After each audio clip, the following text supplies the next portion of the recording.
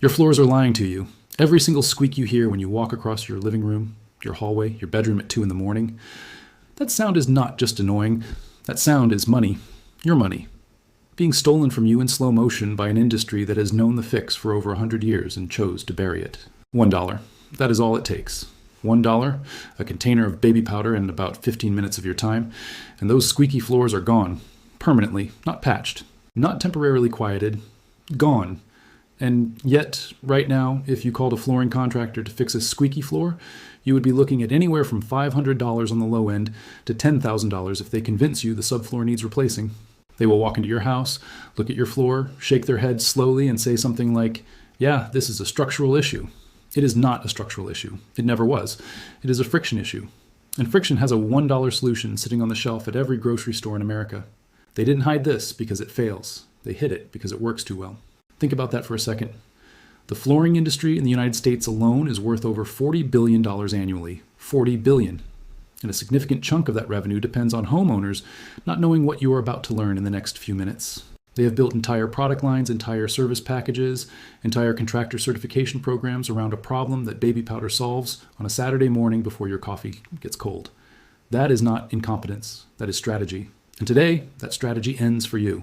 This channel exists for one reason: to hand you back the knowledge that billion-dollar industries have spent decades burying. We dig through old trade journals, military manuals, historical homesteading records, and forgotten technical documents to find the cheap, proven solutions that got replaced by expensive branded alternatives the moment someone figured out there was profit in your ignorance. This is not conspiracy theory content. This is documented, demonstrable, molecular-level reality. And if you want to stop wasting money on industry lies, subscribe and hit the bell. Because what we are covering today is just the beginning. There's a whole vault of this knowledge, and we open it one video at a time. Now let's go back, way back, to 1887, specifically to the mill towns of western Pennsylvania, where timber framers and floor layers were building the bones of industrial America. These were craftsmen who worked with green lumber, freshly cut wood that had not fully dried, wood that would shift and settle and rub against itself for years after installation. Squeaky floors were not a mystery to them. They were an expected outcome of wood movement. And these men, these practical, resourceful builders who did not have the luxury of calling a contractor or ordering a branded solution online, they figured it out. They reached for what they had: fine powder, talcum.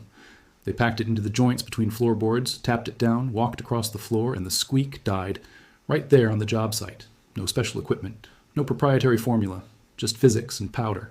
Your grandmother already knew this. She used it every single day. Not necessarily on her floors, but she understood that talcum powder was a household workhorse. She kept it in the bathroom, yes, but she also knew it stopped friction wherever friction caused problems. That knowledge was passed down through generations of practical living. And then, somewhere in the mid-20th century, a marketing machine decided that practical living was not profitable enough, and they started selling you complexity instead of solutions. Let's talk about what is actually happening at the molecular level when your floor squeaks. Wood is not a static material. It breathes. It expands when humidity rises and contracts when the air dries out. When two pieces of wood are installed tightly next to each other, seasonal movement causes their edges to rub together. That rubbing creates vibration. That vibration creates sound. The squeak you hear is literally two wooden surfaces grinding against each other at a microscopic level. Thousands of tiny fiber-to-fiber contact points generating friction every time weight and movement shift across them. That is all it is: friction. And friction requires two things to exist: contact and resistance. Baby powder, talcum powder, is composed primarily of magnesium silicate. At the microscopic level, talc particles are plate-like, flat, and extraordinarily smooth. When you introduce talc into the joint between two squeaking floorboards, those particles work their way between the wood fibers and create a lubricating barrier. The plate-like structure of the talc molecules allows the wood surfaces to slide past each other without generating the resistance that causes vibration. The friction is eliminated, not reduced. Eliminated.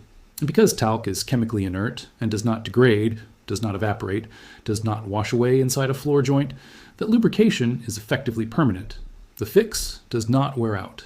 It does not need to be reapplied every season. It does not require a warranty or service contract. It just works, indefinitely. Now here is where the anger should kick in. The flooring industry knows this. They have always known this. But you cannot patent magnesium silicate. You cannot trademark talcum powder. You cannot build a $40 billion annual revenue machine around telling people to spend $1 at the drugstore.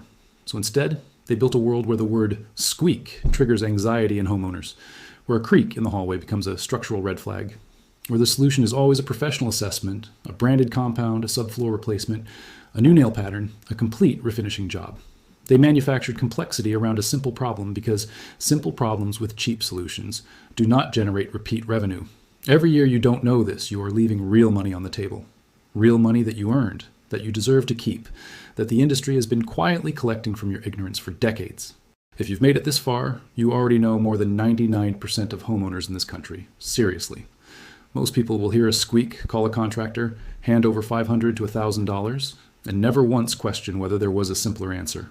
You questioned it, you are still here, and that means you are about to walk away from this video with a skill that will save you real money today in your actual home, with something you can buy right now for under $1 at any pharmacy, grocery store, or big box retailer in America. So let's get into exactly how you do this. Step by step, no fluff, no filler, just the method. First, you need to identify your squeak precisely. Do not just know that the floor squeaks somewhere in the hallway. You need to find the exact board or the exact joint that is producing the sound. Walk slowly across the problem area. Stop and rock your weight back and forth on each foot. You are listening for the squeak to peak in intensity. When you find the spot where it is loudest, that is your target joint. Mark it with a small piece of painter's tape so you know exactly where you are working. This step matters because baby powder works by penetrating the joint between boards, and if you apply it 3 inches away from the actual friction point, you are wasting your time. Second, get your baby powder ready. You do not need a specialty product. You do not need a branded floor lubricant that costs $30 and comes in a precision applicator bottle. You need standard talcum powder. Johnson's baby powder works. Generic store brand talcum powder works just as well. The active ingredient is the same, magnesium silicate. That is what you are paying for, and you're paying $1 for it, not $30. Pour a small amount of the powder directly over the squeaky joint. You want to create a visible line of powder along the seam between the boards. Do not be shy with it. A generous application is better than a sparse one because you want the powder to have enough volume to work its way down into the joint. Third, work the powder in. This is the step most people skip, and it is the most important one. Use an old toothbrush, a dry paintbrush, or even just your fingertips to work the powder back and forth along the joint line. You are pushing the talc particles down into the gap between the boards. You want it to disappear into the seam, not just sit on the surface. Spend at least 2 to 3 minutes doing this, then stand up and walk across the floor. Rock your weight. Reproduce the squeak. If you can still hear it, apply another layer and work it in again. In most cases, one application is enough. In cases where the joint is deep or the boards have been squeaking for years and have carved a more pronounced groove against each other, a second application finishes the job completely. Fourth, clean the surface. Once the squeak is gone, take a slightly damp cloth and wipe the surface of the floor clean.